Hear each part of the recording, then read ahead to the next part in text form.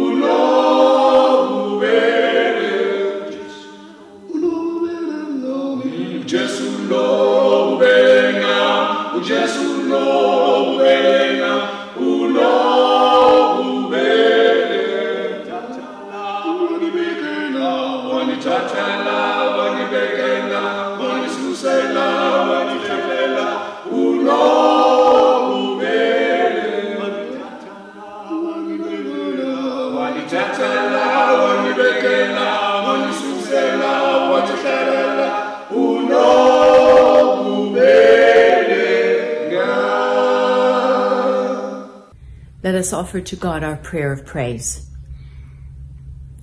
Oh God, when we think of Pentecost, we think of it as somewhat chaotic, exuberant gathering. So many languages and songs, flame-like appearances. Our church, in fact your church, is born.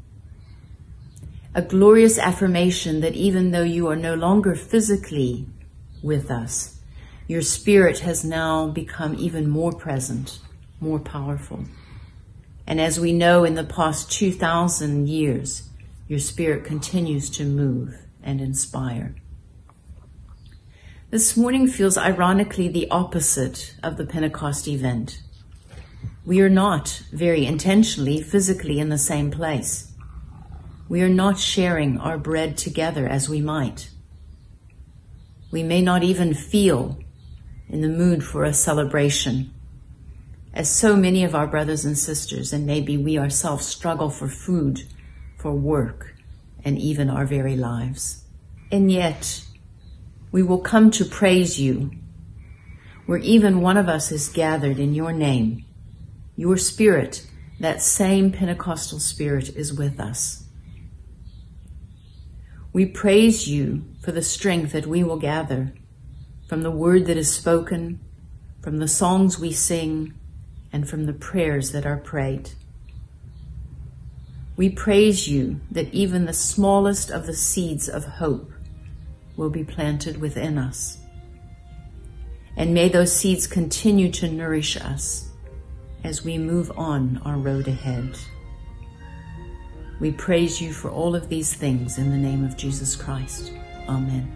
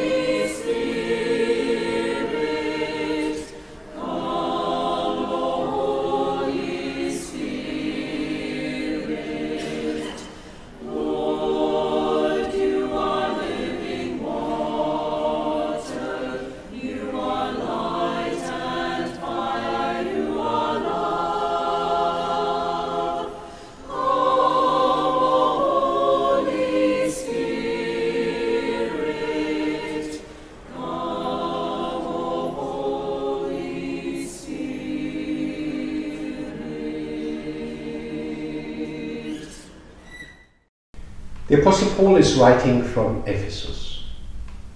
His thoughts wander across the Aegean Sea to the port of Corinth. He had founded the congregation around the year 50.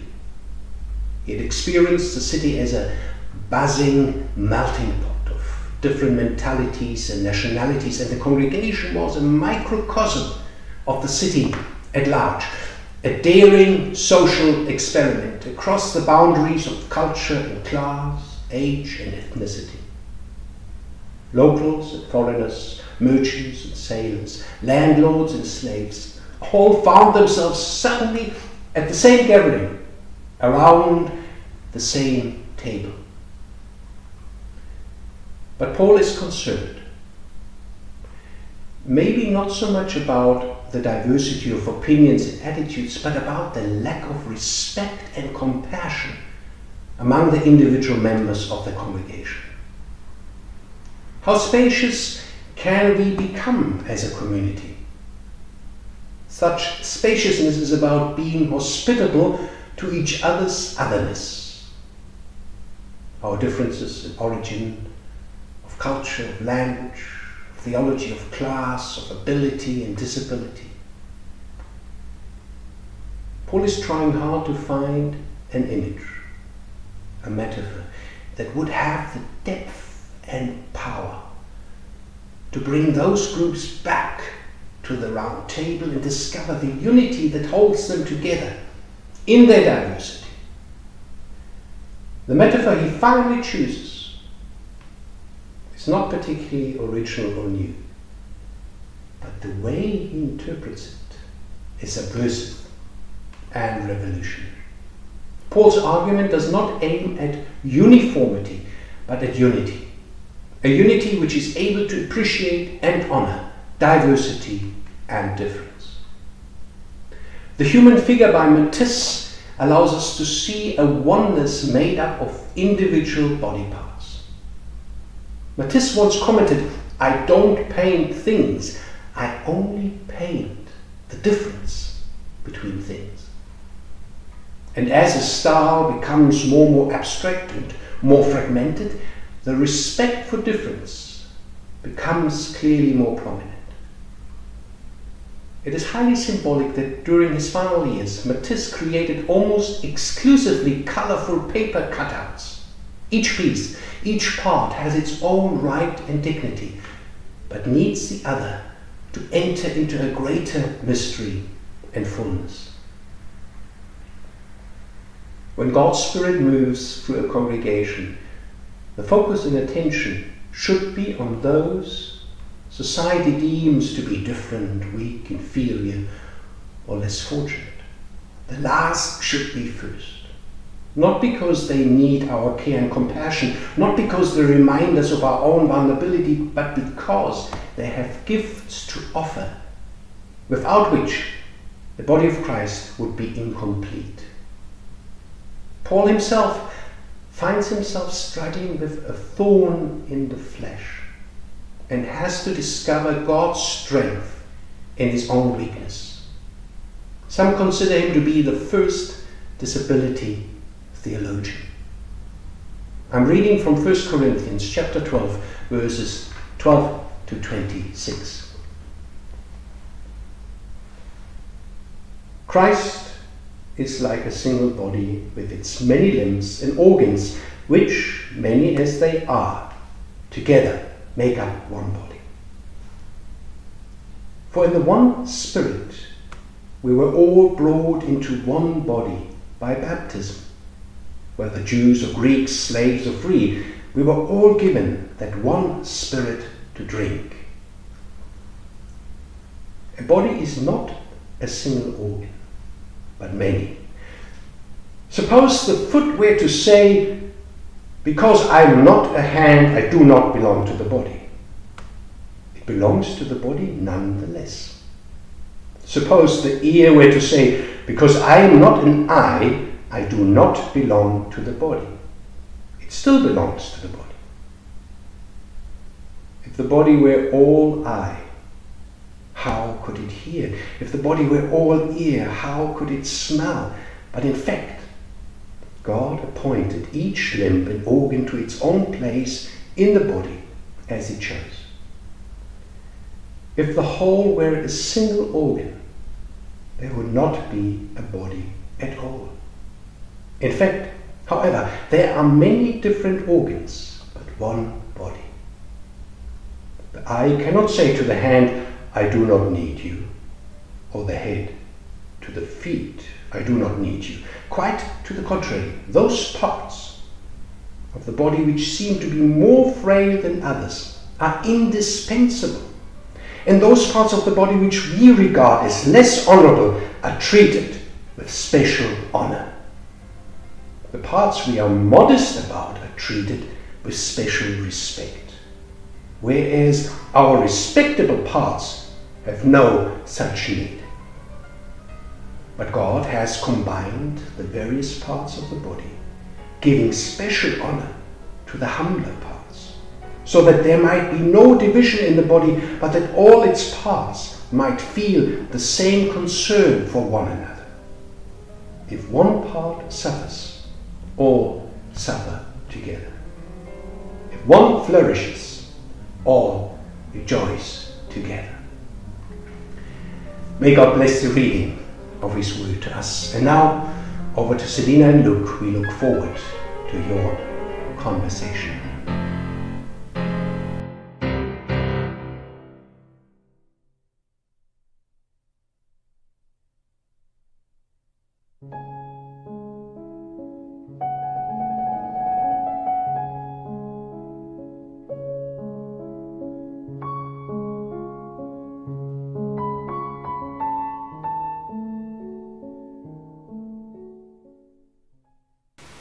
Good morning.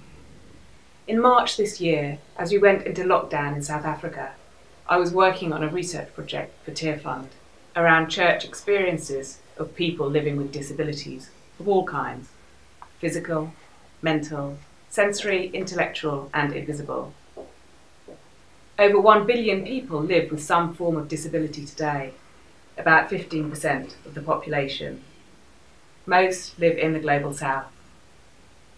It made me particularly sad to realise that most children with disabilities still do not attend school and are often kept home by their families because of shame and lack of support. Here in South Africa last year, I was part of a project that consulted with children about their vision of the future here. The issue of children with disabilities was raised by them. Disability is not inability, they insisted, as something that they felt adults making decisions needed to better understand. One of the first things I learned is that most people with disabilities are not attending churches or other religious institutions. Compared to the wider population who do attend, they are often missing persons from the church, missing parts, so to speak, of the body of Christ in our reading today.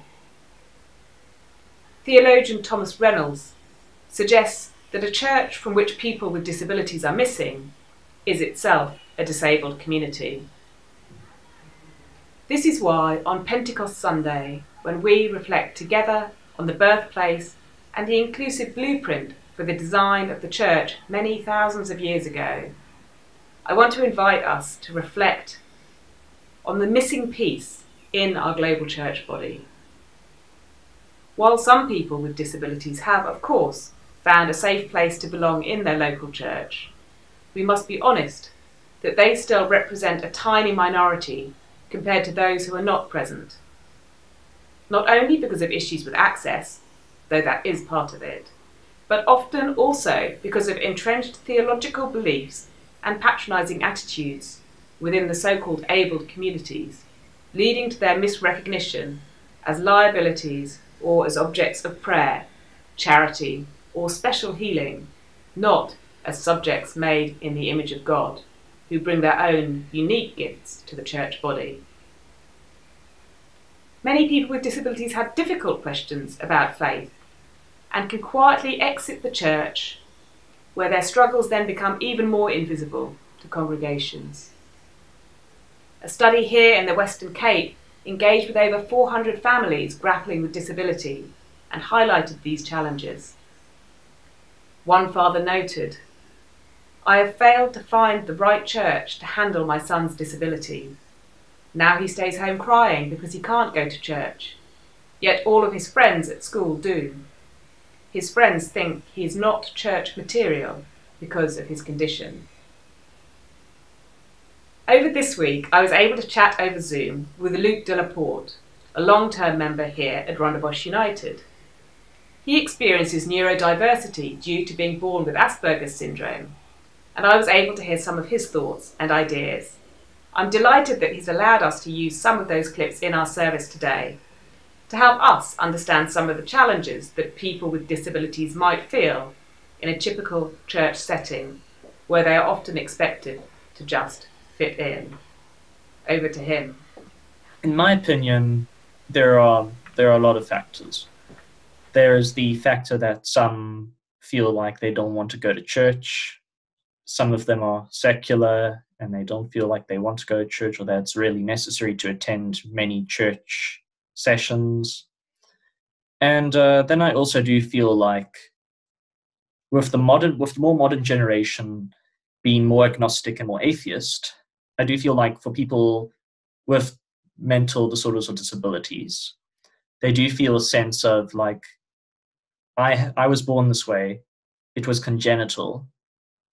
I do have mixed feelings about faith and God and how God put us in his image. I feel like that goes through the heads of multiple people that do have Asperger's, autism, schizophrenia, bipolar, and that might also be contributing to this. Too many churches discuss or bring up disabilities as something that is around. And to me, it's also that the majority of people that attend church services, they are neurotypically minded. And people with Asperger's, for example, some who are high functioning, some are low functioning. I think a lot of those that feel that they're low functioning or have low functioning autism or Asperger's do feel a little bit overwhelmed by services, also that they see so many people getting along, being sociable, mingling. It actually does make some feel uncomfortable, like, I wish I had social skills like these or fitted in this much.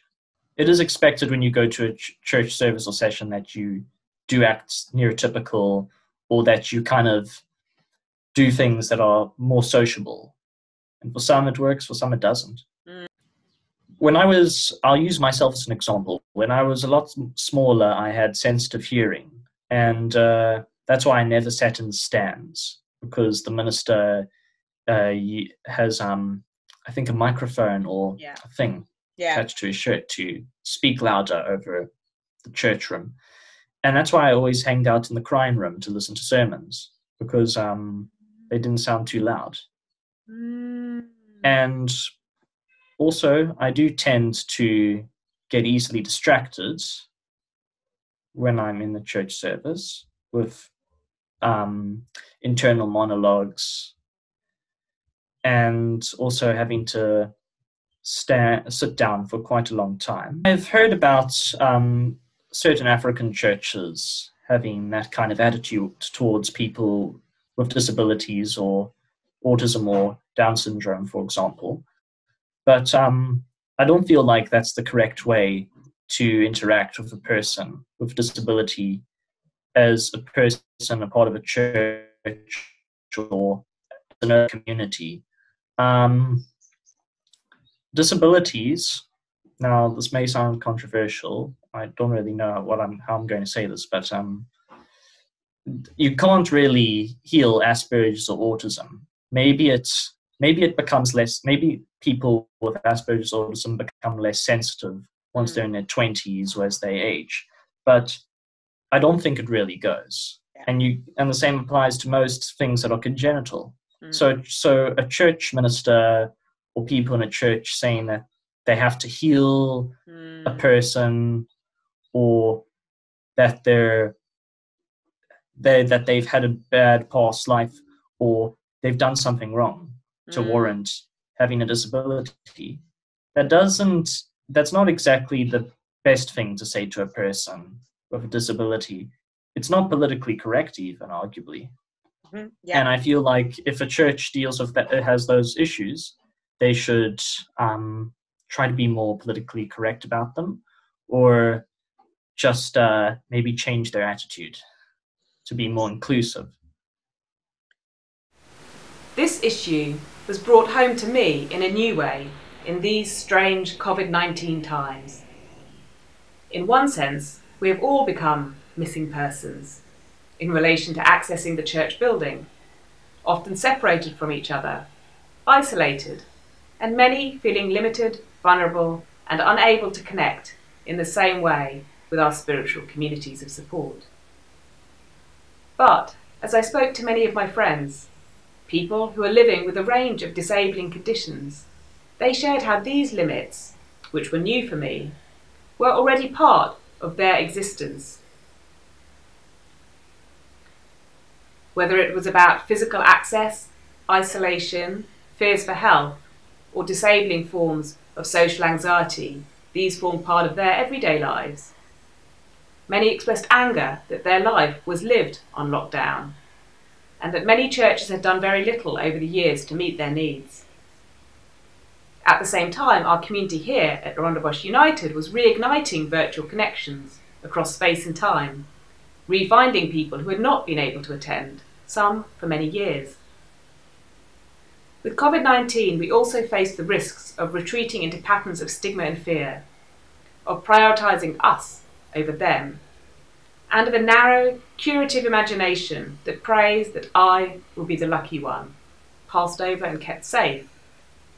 without also reflecting carefully enough on what this may say about the so-called unlucky ones, the ones who get sick, for those who do not recover or need to manage their condition and can be damaged by churches who try to heal them. It is in the light of this shared vulnerability that I want to reflect together on the promise and possibilities of Pentecost. My brother worked for many years designing university-level software systems that could be accessible for people with disabilities. As someone with dyslexia himself, he had experienced people making assumptions about his abilities.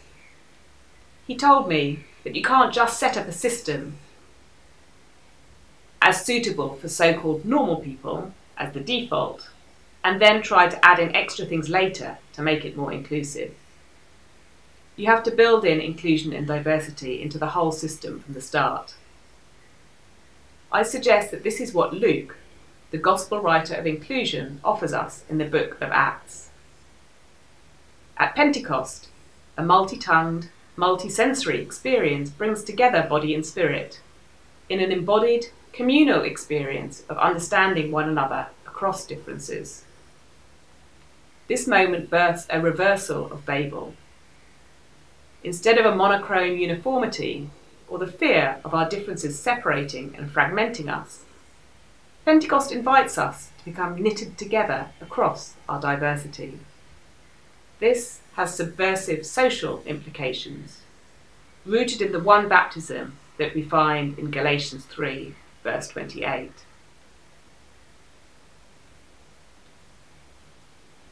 This image of the church as many people being knitted together into a new upside-down community is found in our reading today from 1 Corinthians 12. Paul uses the image of the one body with its many members to offer a founding vision for a church to be characterised in solidarity with those who suffer, and where those who are perceived to be weaker are to be placed as the most honoured. There's so much we don't know about Paul. We are given hints that he has a thorn in his flesh, that his appearance may be such that people don't take him seriously. Some suggest that Paul's theology may even emerge from his own lived experience of disability. But we also see how Paul himself falls back into the language of inferiors and superiors that structured his society. It seeps into our Bible texts and translations. Even as Paul seeks to offer a different vision, he remains entangled, like many of our sacred texts and stories, in language that discriminates and can wound people living with disabilities by equating spiritual disobedience and sin with disability or blindness.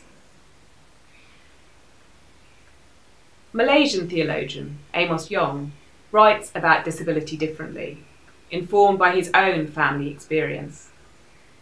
He points to Paul as offering a theology of weakness, foolishness, and vulnerability, an upside-down wisdom that is to become the cornerstone of the new community of the church. But he mourns that too often the visible church has taken on the elitist attitudes of the Church of Corinth that Paul was challenging, rushing ahead at speed, seeking to be winners at the expense of others, and reinscribing social hierarchies that the inclusive vision of the one body sought to disrupt. African theologians of disability also challenged the misuse of Pentecost around a narrow view of healing, based only on miraculous cures or a curative imaginary. Instead, they point us to the wider healing power of Ubuntu, an inclusive community where we are all interconnected, not only in good times, but most fundamentally by our shared vulnerability to suffering, where when the toe hurts, everybody hurts. Have we at times become a leprous body, a social body that is out of touch with the ability to feel the pain being experienced in its extremities, the pain of those who may remain on the periphery of our abled communities? Is it our communities, more than ourselves, that may need healing? We probably all grew up on stories of Jesus, the healer, the exorcist, and the miracle worker. They make good stories, but they can have a dark side. Can Pentecost offer instead a new vision of communal healing, not one only based on a search for cures that may unwittingly exclude and shame some? This will require a rereading of many Bible stories that often centre the abled, the restored, the cured. Instead, we are invited to reimagine the church as what Jürgen Moltmann has called the community of the disabled, by recognising that we are all vulnerable and limited. Can we rediscover ways to place mutual hospitality and friendship at our centre? Amos Yong calls us to slow down and befriend one another in our compulsive, anxious, urban society. In a time when people keep demanding more of us, how can we possibly slow down? Yet Yong points out that this is what Christ did in the Incarnation. This is the message of the gospel. God slowed down and befriended us. What will happen if local congregations become places constituted by friendships with people with disabilities? Here at Rondebosch United Church, we have been on a long journey towards becoming a more inclusive and affirming church for all kinds of difference that leave no one behind. Is this another invitation to widen our circles of dignity for people with diverse abilities, to participate creatively in our virtual body? Luke offers us some reflections from his own experiences here from early on, up to our COVID current day realities. I don't really have too much to comment on that, but I do feel like most of what the RUC has done in regards to making people with disabilities feel more included at their church have been quite good and implemented quite well. Fair enough. And I actually have brought a friend with Asperger's once to the RUC Church Carnival, and he enjoyed it. All I know is that I've just been enjoying church services online and watching them on YouTube. Needless to say, I do find my home very comfortable. So when I watch Robert's sermons on YouTube, I feel quite relaxed. I have a beverage. I sit on a nice couch or chair in the living room or my bedroom. And I also feel like I have enough time to kind of hear what he's saying about certain matters, because these sermons have actually been like split into 3 videos. And that's also quite nice and also allows for like better progression. One of his sermons where he talks about like the light, I wouldn't have probably processed everything in a normal sermon that I was physically sitting down in the stands. I paused the video and I thought to myself on that question. And then I actually started thinking about it. And then I was told, well, you thought about it, it got you to think. Yes, I also am incredibly self-conscious, so it does make me feel more relaxed and able to concentrate if I'm watching my own.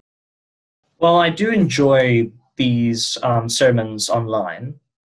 I do miss having to physically go to the church still. I mean, only for the past 2 years have I felt like I've had a better social life. And it makes me want to do more things, go to more places, attend church sermons, watch Hamlet at the Baxter. The best way to explain it is that my first house was in Rondebosch. We used to go to RUC very frequently when I lived in Rondebosch and Newlands. And I've always felt like the area and the church has been my stomping ground, personally. For 6 years, we lived in Constantia, and although that's in the southern suburbs, it was quite far off of where Rondebosch is. I didn't really have many friends living in my neighborhood. I was quite far away from everybody that I knew in other parts of Cape Town. I only had like my parents and an aunt and some other relatives in that part of Cape Town. And school wasn't going too well for me around then. and I had made quite a huge change in schooling. I went to an alternative school, and I felt very isolated. I know a lot of people say that when they've lived in Constantia, they've kind of enjoyed their time being there. But for me, it was a very quiet time, a time where I didn't really have too many friendships, and I didn't really have too much of a positive thing going on for myself. And then I just decided to myself, you know what? I would like to attend the RUC services more frequently, because I'll be able to go to Rondebosch. I'll be able to see some of my old friends from the Rondebosch church. I'll be able to talk to people. I will hopefully make more friends or reinvigorate past friendships. And it seemed to have worked out in this case. It definitely helped me also think more about my decisions, my ideas regarding theology and religion when I was at my alternative school, because there were a lot of hectic Calvinists at my alternative school, and I was the only guy who was raised Anglican but had a Jewish father. So it was a weird environment. And when I attended RUC and I did my confirmation, it was interesting to talk about faith and religion and Christianity and Abrahamic theology. And at that point I was an agnostic. That was before I was an agnostic. But it was a decent time. It took a lot of willpower to do that. And first I only attended things that people attended outside of the RUC, such as the movie nights, the dances at the other churches, things like that. But then I decided to go to the services more often, and that's where I am now. At this time of COVID-19, the community event of Pentecost refuses an individualised retreat into the private space of what is good for me only. It invites us all to turn outwards to our participation in what is good and healthy for our whole social body. Maybe we can become a truly Pentecostal healing community, not one that relies on miracle cures, but one where Rondebosch United is a stomping ground for many different people, in ways that accompany all of our unique journeys to become more fully ourselves in a place of friendship and belonging. Health, Mottman reminds us, is not merely the absence of disease, it is the strength to be human together. Amen.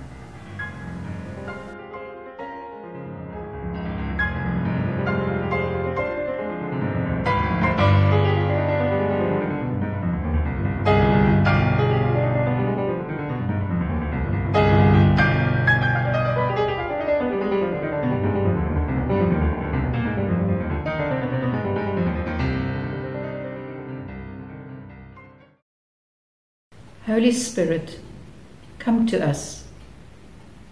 Open our hearts to your presence in us and your gifts for us. Open our hearts to those alongside us, so we may pass on your gifts, which are their gifts as well. Spirit of life, come to us. In this time, death is so much in the news and on our minds.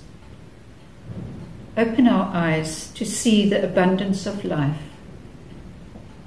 Open our hearts to share what gives life. Fellowship, care, food, beauty. Come to us. Come through us, Spirit of life. Spirit of comfort, come to us. There is much anxiety around. Teachers and learners are preparing to go back to school amid many questions. Frontline workers are anxious about bringing the virus home to their loved ones. You are not a spirit of fear, but of power and of love. Come to us.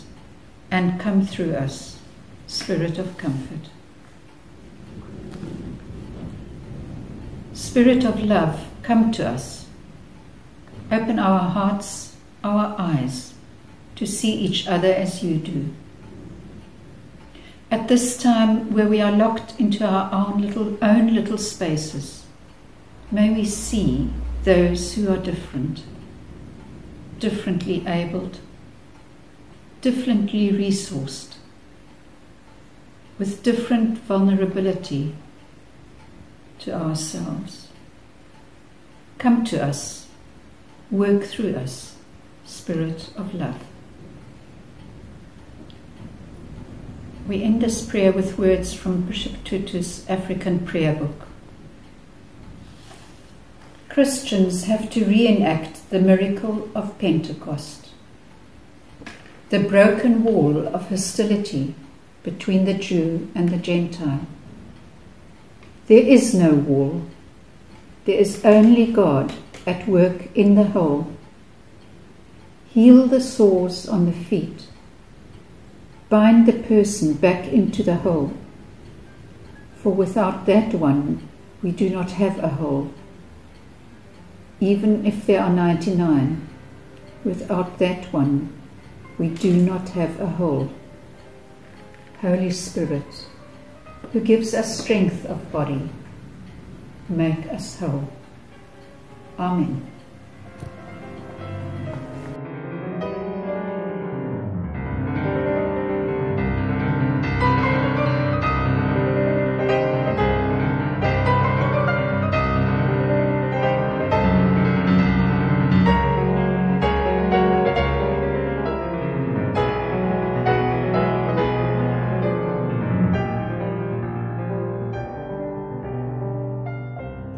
As COVID-19 infections continue to climb, particularly in our own city, I thought it might be helpful to talk through how you can protect yourself and others. As you now well know, the three most important ways are to keep a distance of at least 2 meters, to wash your hands frequently, especially when you return home from the shops, and to wear a cloth mask when you leave the house. The first two are easy to understand, but there's been a lot of debate about the value of cloth masks, especially when you risk infecting yourself by fiddling with it when you walk about the shops. When the epidemic first hit, the view was that the virus was spread by touching infected surfaces or through large droplets when people cough. It is, but it now seems like the virus can be airborne for a little while in the fine spray that we eject when we talk, laugh, or sing. That spray is so fine that it can go through a cloth mask, but its force of ejection is weakened so that it carries only about 1.5 meters instead of the 5 meters, which is the case without any mask. But if it does reach you, your cloth mask will be of little protection. The main reason for wearing a cloth mask is not to protect yourself, but to limit spread if you happen to have COVID-19, either with or without symptoms. So the most important face mask is the one worn by the person who has COVID. And since you can't be sure whether you have it or not, you should wear one when you are close to people outside of the home. Even type 1 and type 2 medical masks are not designed to prevent viral transmission, as spray containing viruses can be inhaled through the top or the side of those masks.